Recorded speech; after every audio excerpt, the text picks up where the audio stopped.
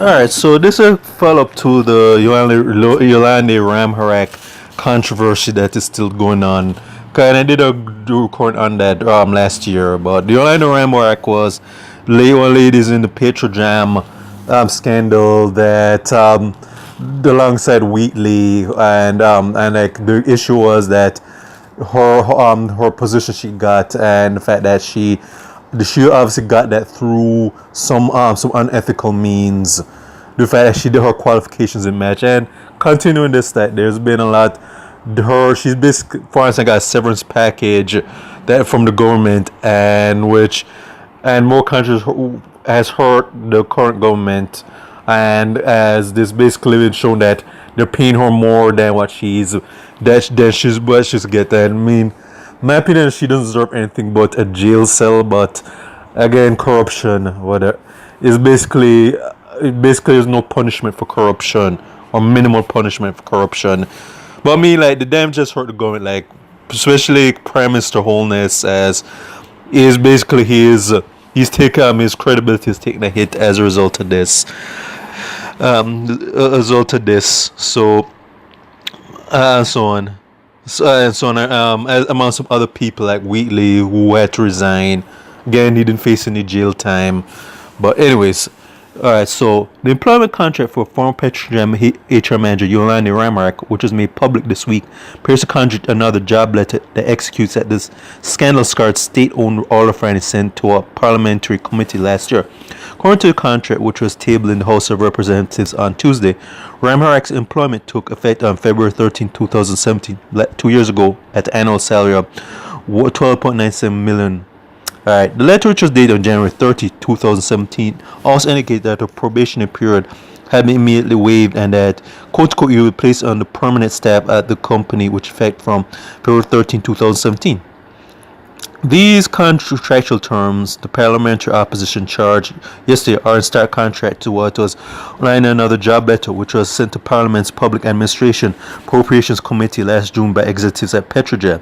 In that letter, also dated January 2017, Ramharrack's date of employment was listed as February 13, 2017, at annual salary of 10.5 million, and indicated that she was required to serve a probation period for 4 months. Alright, the disparities yesterday triggered charges by opposition members of the Public Accounts Committee (PAC) of Parliament that the letter tabled in Parliament on Tuesday seemed to have been doctored.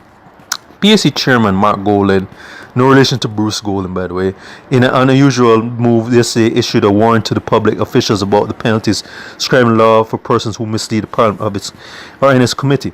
Winston Watson, acting general manager of Petrojam, explained that 2 letters were written to the former human resource manager, for the first of which provided 10.5 million salary. Quote unquote, subsequent to that, the letter was changed to the new account, which is what was tabled in the House of Representatives.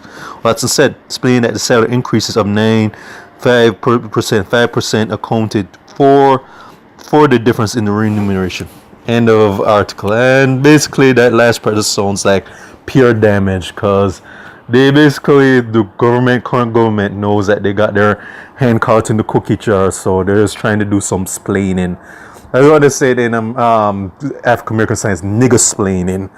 Alright, so that's what it basically, or I like to call it political splaining. Alright, but overall, it's just very obvious that Mr. Ramharrack obviously got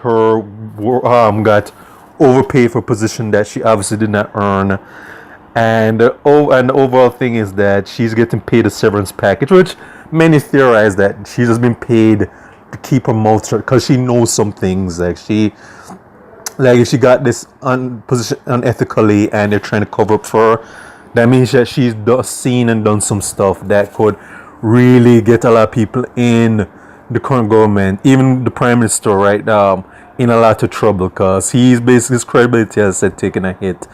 That's taking a direct hit, but it's par for the course, because like I said, the whole administration has shown that they're any different from the predecessors, and it goes for both parties too, because whoever's in the head of either party, a lot of corruption happens and a lot of cover-up happens, and the usual thing is nobody's going to jail for it, because I'm pretty much guaranteed the thing is that no one's really going to suffer any consequences but the people, because a lot of that money this woman is getting, a lot is taxpayers' money. I mean, money that could be used to help fix up the economy and deal with a lot of other issues we have. But people like this, and she's basically is just a political crony.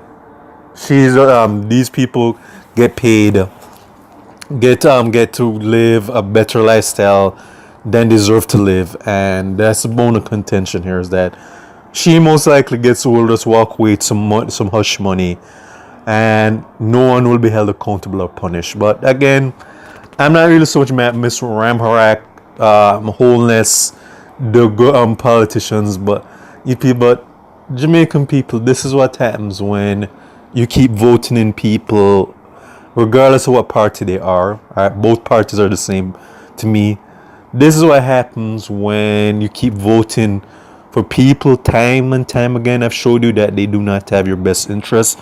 Time and time again, show you that they're going to keep doing bullshit, and time again, they're not going to be held accountable or punished because they have a system that protects them and condones this behavior. And this is one reason why Jamaica's not moving forward, because of this bullshit mindset. And because in some other countries, there's corruption in these other countries like Europe, North America, China, wherever. All these people I mentioned would be in a jail cell right now on corruption charges, especially Miss Ramharrack. But hey, this is directly to the people here, to all the diehard supporters who keep supporting these parties. This is what you keep getting. Is it worth keep voting for these people? Really? Has this gotten you any benefits overall? Alright. All that and so on. Has it? But the thing is, I'm saying, I'm just appealing to the people who have common sense and who have backbone. This can change if you start trying to instill a punishment mechanism, accountability mechanism in this country. Because once people get that rolling, and the people who can do this, these people are going to be, the corruption and other forms of crime in this country are going to slowly get reduced. All right, but the people, we have to, I'm doing this recording to get the drum beat going. All right, we have to keep that drum beat going, and you need to see that these people are punished and held accountable, so that this doesn't happen. Because end of the day, these people are going to go about their business. We'll be mad for a moment, then this will go away, and then the next scandal will come. But again, I'm doing this recording for all the people who are about that life, who are not bootlicking cowards or imbecilic dunces. Alright, this can change too. And that's why I'm doing this recording. This isn't the first political scandal. It's not going to be the last. But again, to all the people, the critical mass, which I hope hears this, you have to seriously start getting the drumbeat rolling to change this. And that's pretty much all I have to say. But this will be going into my City Jamaica and the Caribbean. Check out my other YouTube pages, Maz Gus and Farron, as well as Mazja Productions.